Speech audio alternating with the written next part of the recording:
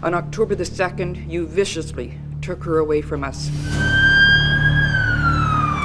Nicolle had been taken to the hospital. There were some stab wounds, traumatic injuries. But even you cannot rob us of our memories and the love we will always have for Nicolle. Nicolle was a very independent person. She got along with everybody. She just was an all-around nice girl. You may be a brother, an uncle, or even a father. We didn't have a name. We didn't have anything more than a description. There was an indication that Nicolle may know this individual. And we ask, how would you tell 3 small children that their mother has gone to heaven? We went into intensive care. The oldest boy jumped up on the bed, grabbed his mom, and started crying. We hope that you will turn yourself in, but if you do not, we are confident that Winnipeg Police Services will track you down and you will be brought to justice. Welcome to Crime Beat. I'm Anthony Robart. Tonight, it's been over 2 decades since a young Winnipeg mother was brutally attacked while her children slept nearby. Now, the family of Nicolle Hands thought justice was within reach until an unexpected turn of events. Here now is Marney Blunt with Case Never Closed, Justice for Nicolle.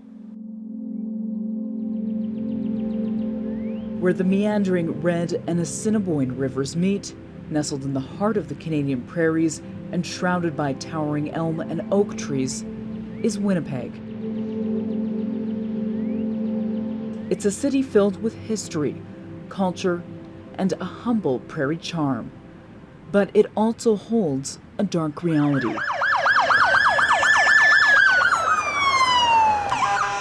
At its core, it's a city gripped by crime and violence.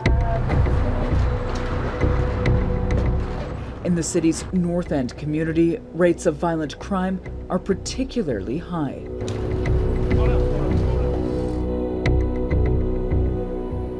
It was the early morning hours when I received the call. It was October 2nd, 2003. I was told at that time that there had been a serious assault involving a young woman. A woman in her 30s, living in an apartment building on Mountain Avenue. The building, now vacated, burnt out by fire with windows boarded up. The cindered interior, a place where more than 20 years ago, this horrific attack took place. We were provided with that individual's name and that young lady was still alive, but was in very, very serious, dire condition. We were also told that there were individuals on the scene at the time of the incident, specifically her children. Nicolle Hands was a mother of 3. Her children had been home, asleep in the other rooms at the time of the attack. Police were unable to determine exactly what Nicolle Hands was doing that night, but upon returning home, she was violently attacked in her kitchen. A typical apartment, you know, typical kitchen scene, and the images that you conjure in your own mind about what the child must have seen.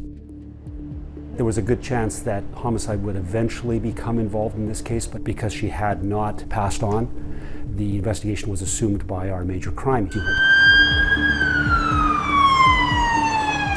Nicolle had been taken to the hospital. There were some stab wounds and that kind of thing, traumatic injuries. The next day, more than 2,000 kilometers away in Kingston, Ontario, Nicolle's mother, Eleanor Hands, received a call no parent ever wants to receive. Well, I found out that something was going on because I got a call from Children's Aid that they had the children. And I said, well, why do you have the children? Well, he didn't know.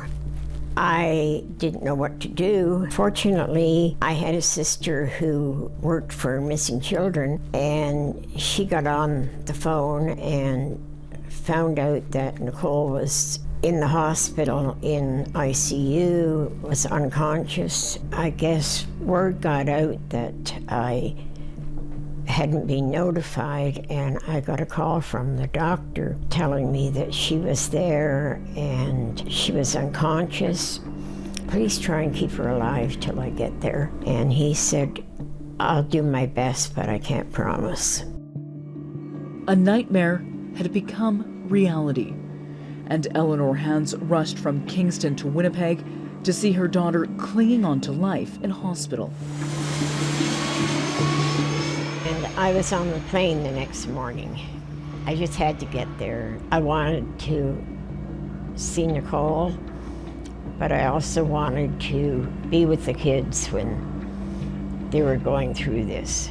But amid the questions and chaos, and not knowing what she was arriving to, walking through the doors of the hospital is something still vivid in Eleanor's mind 21 years later.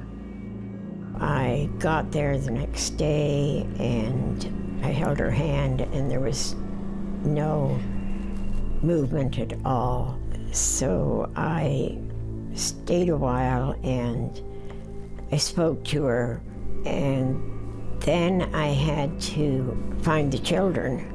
Somebody notified Children's Aid, and the two oldest ones were brought to the hospital. I'll never forget, they got off the elevator and they probably didn't know what was going on, but they saw me there and they just ran up to me and grabbed me, and I had to take them in a room and tell them what was going on and ask them if they wanted to see their mom. They said yes. So we went into intensive care, and I'll never forget it. The oldest boy jumped up on the bed, grabbed his mom, and started crying. And the girl, she just stood by the bed and looked at her mom. That was the last time they saw her alive.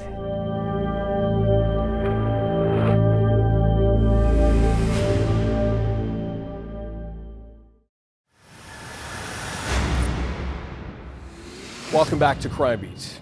In October 2003, Nicolle Hands was viciously attacked and stabbed in her kitchen, her children at home asleep.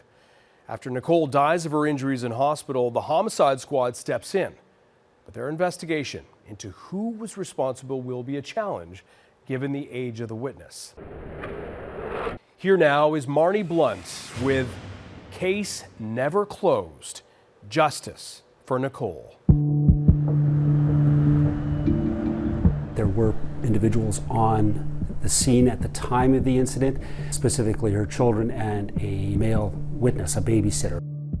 The victim's oldest son, I believe, was about 7 years old at the time. He had been sleeping in another room. We learned that he had, in fact, been awakened by sounds of what we believe were the struggle. And when he got up and came into the kitchen to see this male individual standing over top of his mother, there were some words exchanged, and then the suspect ran from the scene. So the simple fact that the boy had witnessed this, and although he had not witnessed the actual act, the violence that would have preceded his conversation with this individual, the fact was that he was there. He saw his mother. She was lying on the ground at that time and that was unresponsive. A male babysitter had also been awakened by the sounds of a struggle, had come into the room as well, and had seen the male suspect standing over the victim.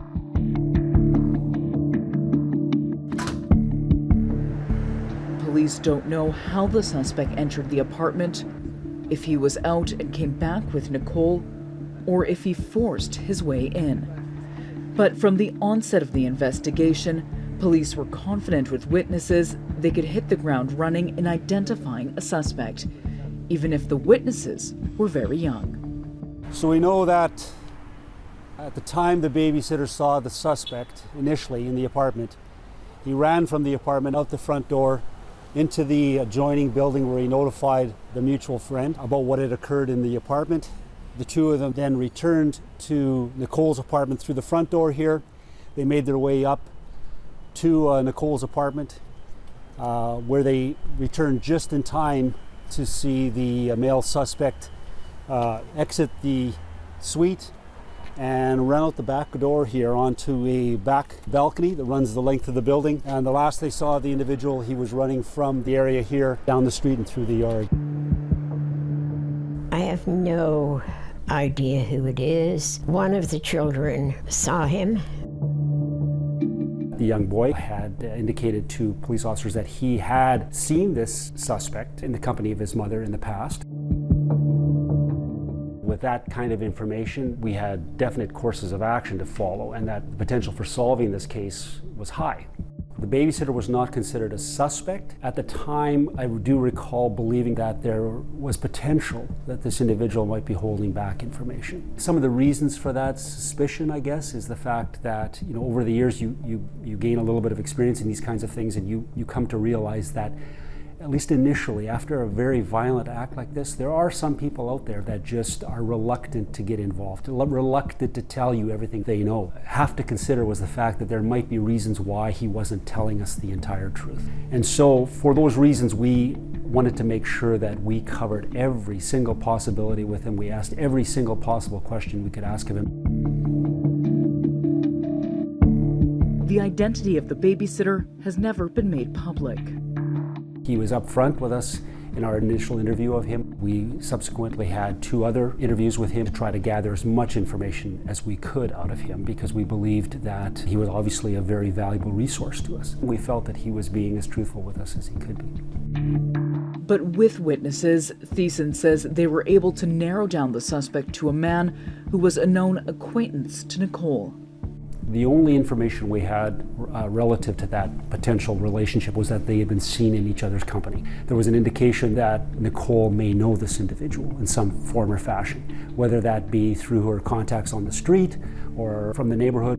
There were a number of other small details which seemed to indicate that specifically the young man, having seen this individual in the company of his mother before, felt quite comfortable that yes, he did recognize him as someone that she did know. But having a child as one of your main witnesses also presented its challenges. And you want to do it properly, and you want to do it respectfully, and you don't want to frighten the child. You want to get as much information, obviously, as you can out of that small individual. So at that point in time, we turned the interview of that individual over to the child abuse unit, who are skilled in the art of interviewing young persons. He was only a young boy when this happened, and now they tell me that he's blocked it out of his mind. They saw more than any children should ever see. Initially, we felt that the suspect in this case had been recognized. He had been seen in the area. And so we didn't have a name, we didn't have anything more than a description. But we still felt that with a lot of footwork, we might be able to identify who the suspect was and obviously make an arrest and see it through to court. On October the 2nd, you viciously took her away from us. But even you cannot rob us of our memories and the love we will always have for Nicolle. You may be a brother, an uncle, or even a father. And we ask, how would you tell 3 small children that their mother has gone to heaven? We hope that you will turn yourself in, but if you do not, we are confident that Winnipeg Police Services will track you down and you will be brought to justice.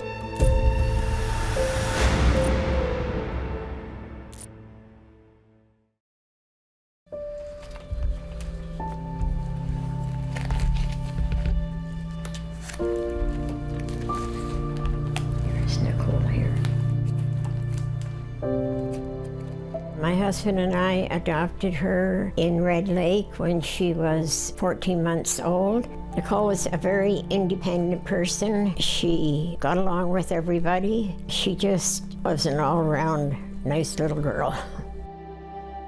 Grieving the loss of her daughter, Eleanor Hands finds comfort in holding on to memories of Nicolle as a bright young girl. She told us once that we would always be her parents, but she really wanted to know her roots. She was from the Ojibwe community in Red Lake. We moved down to Kingston, and she became very involved with the Native Friendship Center. She joined, and that was pretty well her life for quite a few years. She danced and they had powwows. I remember one time they had a powwow and she asked me to make some sandwiches. So I said, okay, thinking maybe 10 loaves or something. Anyway, she arrived with 43 loaves and I looked and said, well, okay. So I made them. Amber Bryant Peller has always thought of Nicolle as her stepmother. Nicolle dated her father from the mid to late 90s. And while their relationship didn't last, Nicolle's relationship with Amber did. Nicolle that I knew was very much a free spirit. She could be very spontaneous. She was a lot of fun. I remember one time she dumped a whole entire thing of sparkles on my head and she just thought it would be fun. We had glitter everywhere. That was the kind of person she was. She was very good at making fun out of whatever you were doing. But she was also really warm and really caring, really wise, I think, for her age at the time. My dad met Nicolle. I was pretty young at the time. I honestly couldn't give you an exact age, but they started dating, and I remember Nicolle coming into my life as a young girl. You're always, I think, worried about who your dad is dating, but she was very warm and welcoming, and we developed a great relationship through their time together and even after they parted ways. This is dated June 10th, 1998. Dear Amber, hello there girl, how is Amber? If I know Amber, I know she's doing great. You've probably grown lots, no cavities I hope. How are your school grades? Excellent, I'm sure. She was very in touch with nature and the forest and what she could forage. She taught me how to do a two-step and a powwow. She got me my first drum. I still have the drum that she gave me. I still think of lots of different tidbits of advice. She had boiled thistles one time, and it was meant as a pain reliever, and so I kind of keep thistles everywhere. When I can come across them, they remind me of her. But thanks to our Creator who gave us all a gift, and that gift is time. Because with time we can grow, we can learn from our mistakes, we can forgive, and we can heal. In the late 90s, now a young woman, Nicolle moved to Winnipeg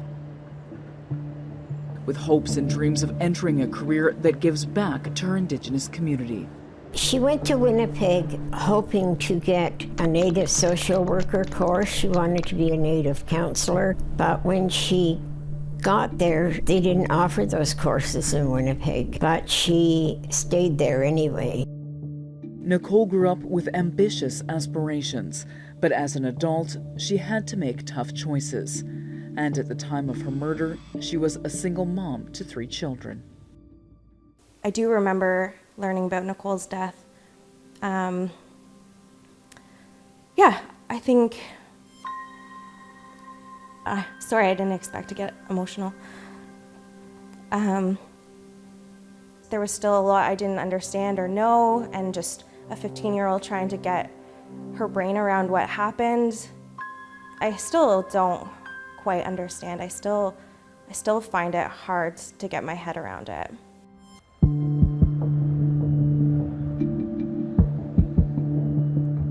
A very important part of any investigation, especially when there is no obvious suspect involved right at the very beginning, is you need to get to know the victim in your case.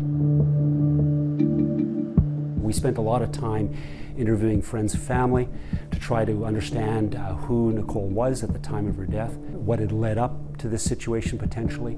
We came to realize that she had a number of associates in the drug trade. We came to understand that she had taken part in some prostitution activities in an effort to try to support her family. So these kinds of things immediately increase the range of potential suspects. At the start of an investigation like this, when there is no one that is immediately identified, you need to consider the possibility that any number of these individuals could potentially be a suspect.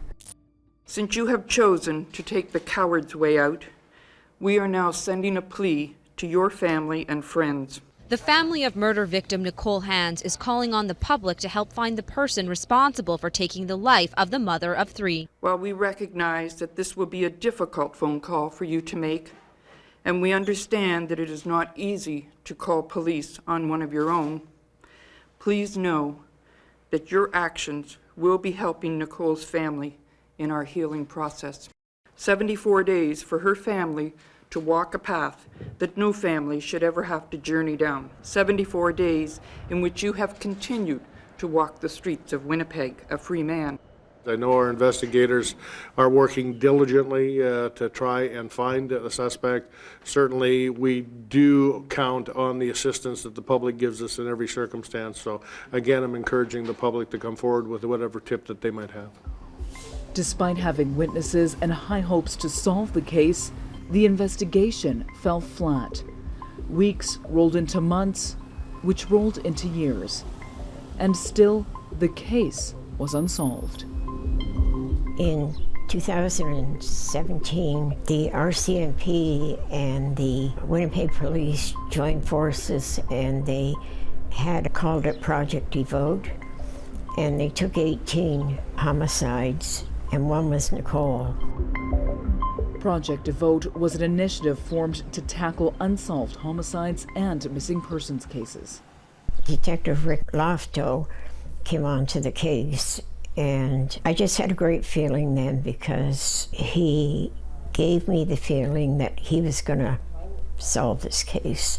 I took the case on in 2017. The investigation had gone through many hands, obviously starting with the Winnipeg Police Service Homicide Unit, moving forward to the Winnipeg Police Historical Homicide Unit, and then ended up in Project Devote, which was an integrated unit with the Winnipeg Police and the RCMP. When I was assigned the investigation, the first thing I did is familiarize myself with the investigation, and I planned a trip out and I met with Eleanor. That experience in meeting with families what sort of fueled me coming back to Winnipeg here to start investigating.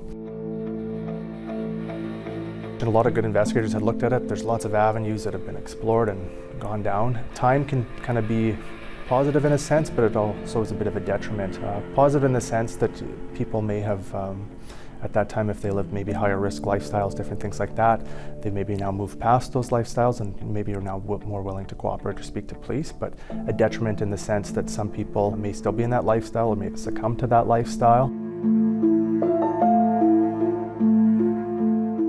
In 2020, there was a glimmer of hope.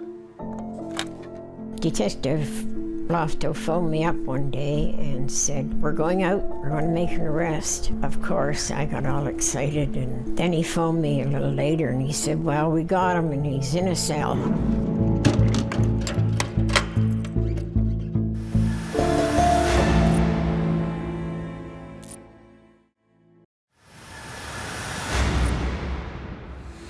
Welcome back to Crime Beat. After years of not knowing, there is finally a break in the case of Nicolle Hands, killed in Winnipeg in the fall of 2003. Police have made an arrest, but will this be the break everyone's been waiting for? Now, back to case never closed, justice for Nicolle.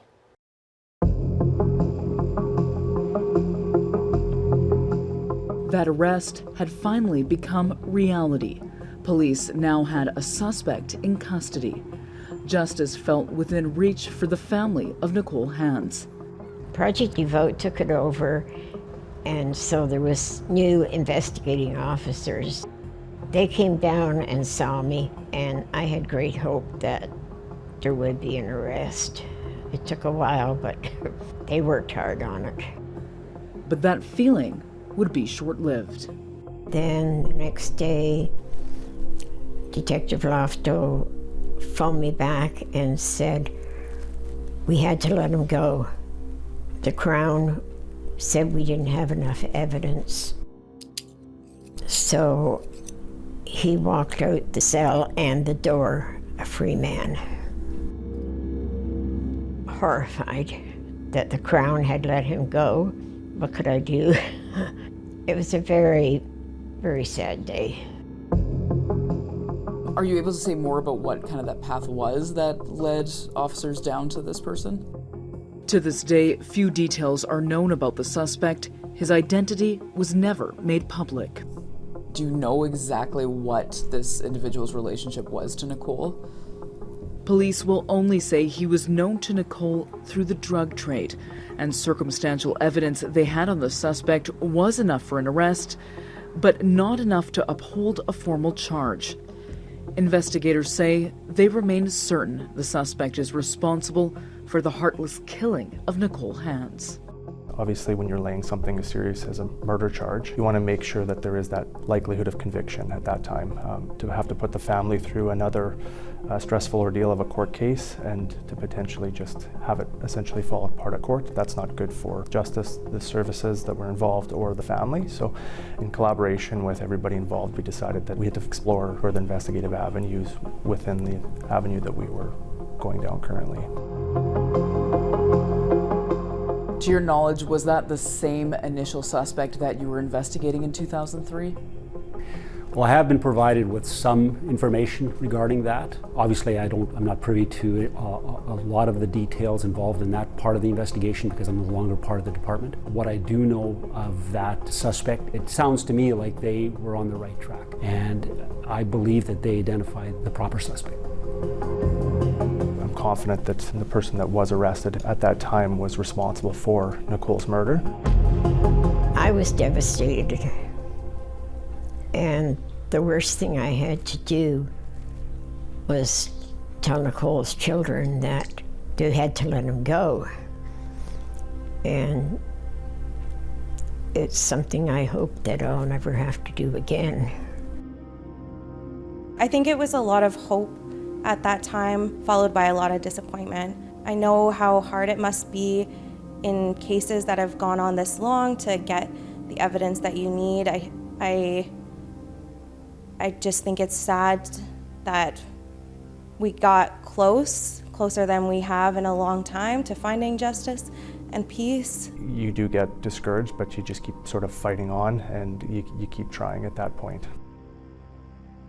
Years rolled by with Nicole's family waiting for charges to be laid, for justice to be achieved. It's indescribable. The phone rings, the first thing I do is look and see what area code it is. If it's area code 204, I get all excited. And because I don't know anybody in Winnipeg, so I know it's either the police or the paper or something. I can't describe how I feel, and there's times that I have had a really hard time. There were times when I thought of ending it all, but then I thought, I can't do that to the kids. So I pulled myself together, and life goes on. Eleanor says she still relies on counseling and has formed lifelong friendships with officers on the case as well as advocates. Eleanor wrote to me. She sent an email. I don't remember exactly the words, but it was very short, and it was something like, I am one of them.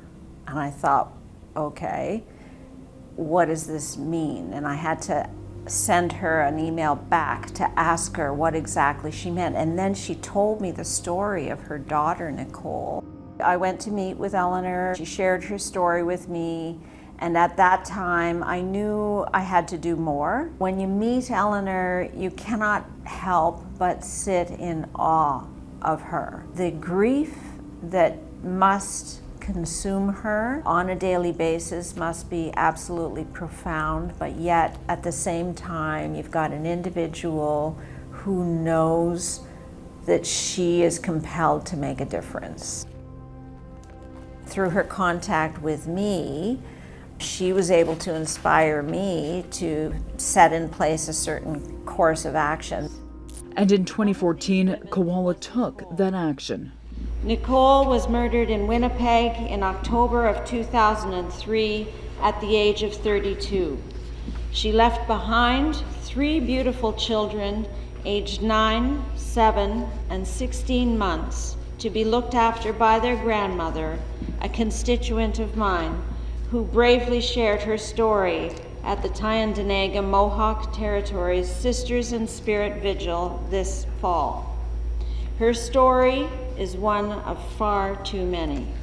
Inspired by Nicole's story, she introduced a private member's bill in the Ontario legislature, calling on the federal government under Stephen Harper to do a national inquiry into murdered and missing Indigenous women and girls. Today, I call on the members of the House to support my motion for a national public inquiry. Sophie's bill came at a time when there were nationwide calls to action to combat high levels of violence against Indigenous women and girls. Start showing that peace and love to our Indigenous women and children starting today. The crux of the matter here, it's racism.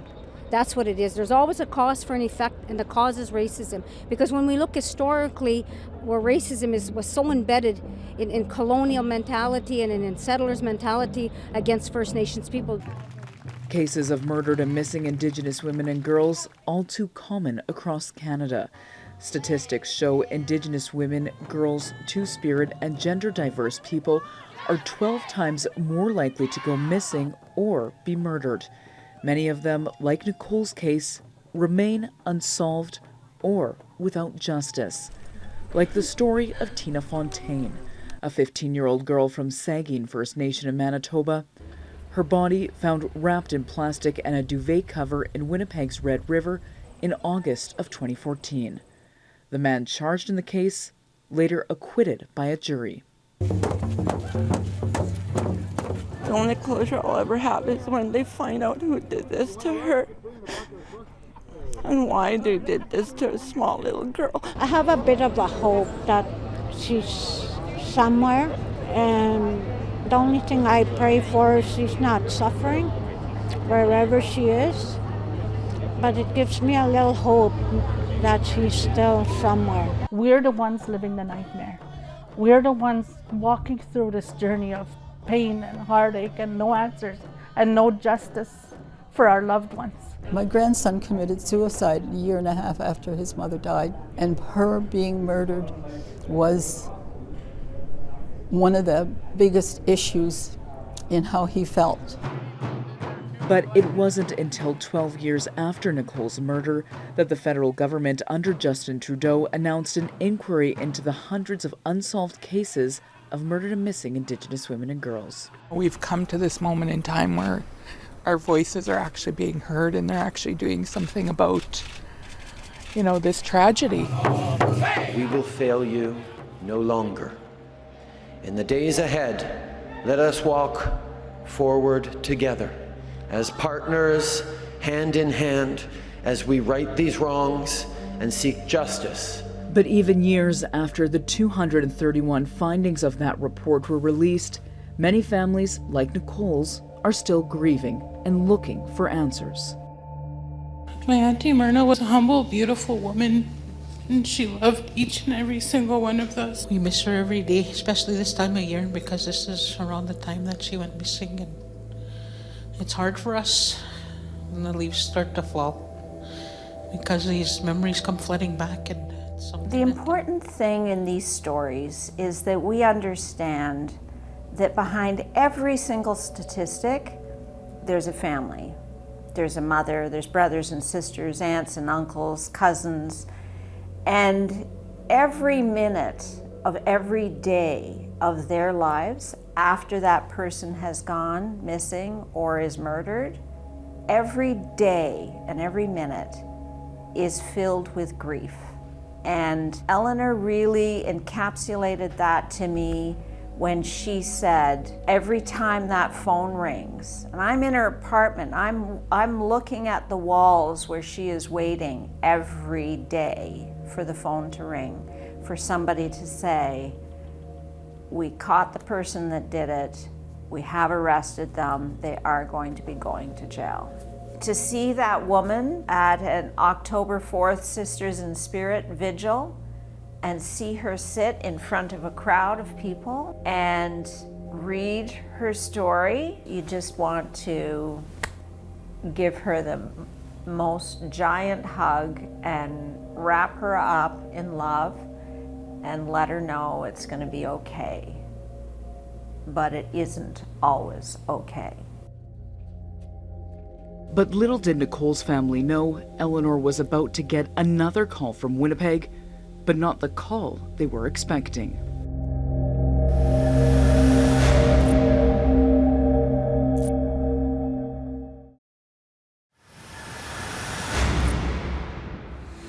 Welcome back. In 2003, Nicolle Hands was viciously attacked in her home. She died in hospital 3 days later. Now, with several witnesses, including Nicole's young son and a babysitter, police were initially confident they would catch her killer.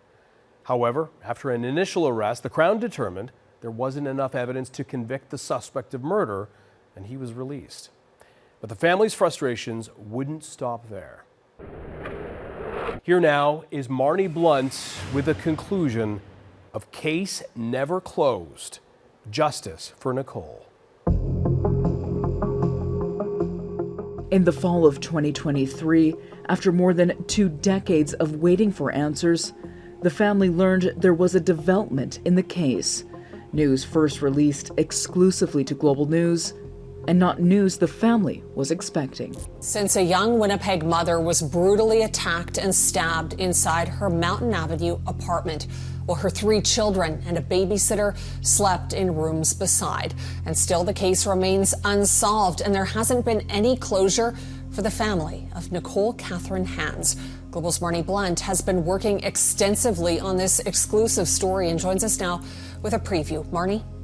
Lisa, for 20 years, there has been no justice, closure, or answers for the family of Nicolle Hands. Now, we dove into this cold case over the last few months and found a recent development that unfortunately means justice may never be within reach for the family, but closure is still possible. His name was not released when he was arrested. What can you tell us about what you know about the suspect? The suspect has recently passed away. Which again is a giant frustration and not uncommon to some of the other investigations that Historical Homicide Unit experiences. I could always be wrong about that, I suppose, but from what I do know, I think investigators were on the right track. The fact that he hasn't gone before a court doesn't necessarily mean that justice hasn't been served in the long run. So it's just officially hasn't been achieved yet, I guess. So. Now, I don't want to put words in your mouth, but what kind of frustration or feeling does that have that officers had a suspect, couldn't formally charge him, and now perhaps justice is maybe a little bit out of reach? Yes, I think you've hit it right on the head. The fact is that it is frustrating because justice hasn't been seen to be done, I think. In other words, we haven't been able to take that individual, we as the whole, haven't been able to take this individual before a court, present our evidence that implicates this person, and have a judge and or jury decide his guilt. So that is frustrating, because I believe that is a very, very important part of the process. That being said, I do believe he is the individual involved. That doesn't mean that the investigation is stopped. It doesn't mean that it's closed. It's just because something has happened within the case where somebody's passed away doesn't mean that that automatically shuts it off. We're still working for those families, and we're still trying to provide closure in the best way we can to the families. I know for sure he's gone to hell, and that's fine.